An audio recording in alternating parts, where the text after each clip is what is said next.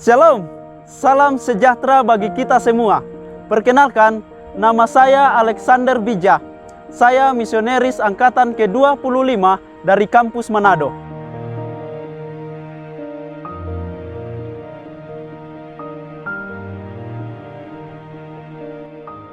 Saat ini, saya akan membagikan kesaksian tentang bagaimana Tuhan menyertai kami dalam pelayanan di ladang penginjilan. Ladang penginjilan kami adalah Kampung Ansus, Distrik Wonawa, Kabupaten Kepulauan Yapen, Provinsi Papua.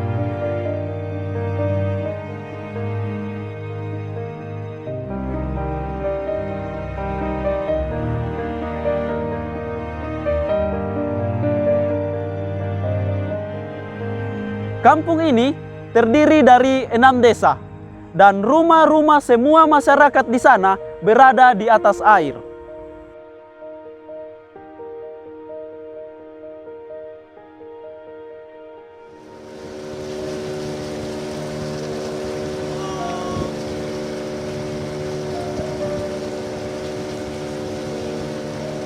Perjalanan kembali ke Ansus. Dan inilah yang menjadi pergumulan dan tantangan yang kami hadapi saat kami tiba di sana. Kami tidak bisa mengunjungi rumah-rumah untuk melawat karena kami tidak memiliki perahu dan kami tidak tahu mendayung perahu.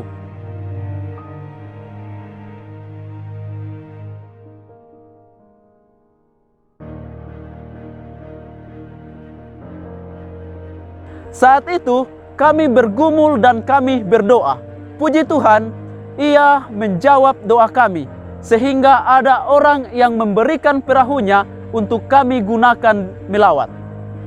Nah, inilah kami mau pergi melawat, tapi dayungnya tidak ada jadi pakai skop.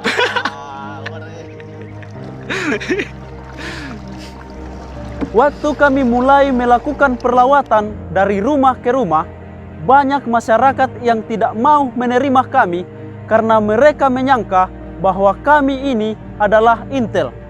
Tetapi Tuhan mempertemukan kami dengan seorang ibu. Waktu kami tiba di rumahnya, ibu ini memberikan kesaksian kepada kami bahwa tadi malam ia bermimpi dan ia melihat ada orang yang datang ke rumahnya berkulit putih, bukan orang Papua, dan ia adalah seorang hamba Tuhan. Puji Tuhan, melalui pertemuan kami dengan ibu itu, masyarakat sudah mau menerima kami karena ibu tersebut mengatakan kepada masyarakat bahwa kami bukan intel tetapi hamba atau pelayan.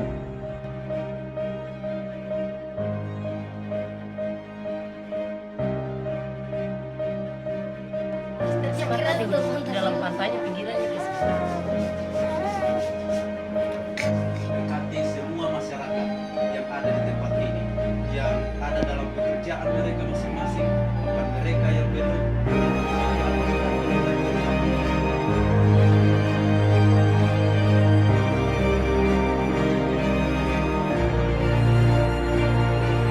Ibu ini adalah seorang pelayan di gerejanya.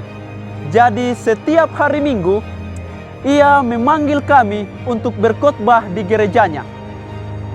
Setelah kami melihat bahwa Tuhan membuka jalan melalui respon dari masyarakat, kami pun memutuskan untuk membuat KKR.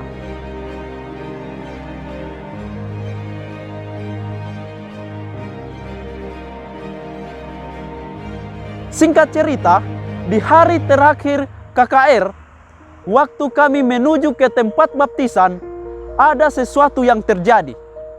Perahu yang ditumpangi terbalik, dan partner saya tenggelam karena tidak tahu berenang. Waktu dia sudah hampir kehabisan nafas, ia berdoa dalam hati. Ia katakan, "Tuhan, tolong saya." Tiba-tiba, kakinya menyentuh sebuah batu, sehingga ia bisa memijakkan kakinya dan dia dapat ditolong. Kemudian saat itu juga perahu tersebut diperbaiki untuk kami gunakan melanjutkan perjalanan. Dan setelah itu kami pun melanjutkan perjalanan ke tempat baptisan. Puji Tuhan, ada 22 jiwa yang menerima kebenaran.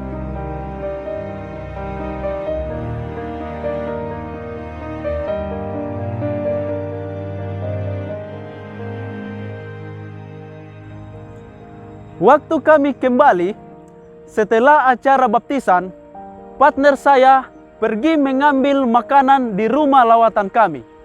Kebetulan ia lewat di tempat kejadian di mana ia tenggelam. Karena air laut sudah surut, ia mencoba mencari batu yang ia injak itu.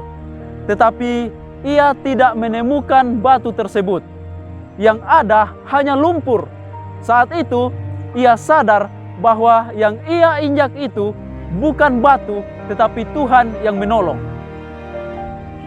Saudara-saudara, di dalam Ulangan 31 ayat 8 berkata, sebab Tuhan, Dia sendiri akan berjalan di depanmu, Dia sendiri akan menyertai engkau, Dia tidak akan membiarkan engkau dan tidak akan meninggalkan engkau. Janganlah takut dan janganlah patah hati. Jadi, jika kita memutuskan untuk melayani Tuhan, kita akan menghadapi banyak tantangan. Tetapi ingatlah bahwa ada Tuhan yang berjalan di depan kita. Bahkan Ia akan menyertai kita dan kita tidak perlu takut. Kiranya melalui kesaksian ini dapat memberikan motivasi dan semangat bagi saudara-saudara untuk melayani Tuhan. Tuhan memberkati kita semua. Once a missionary, always missionary. Saya pun masuk ke dalam dan benar, saat itu saya melihat ada seorang wanita yang sedang dirasuki oleh setan. Saya bertanya kepada Tuhan, apa yang harus saya lakukan ketika saya ada di situ?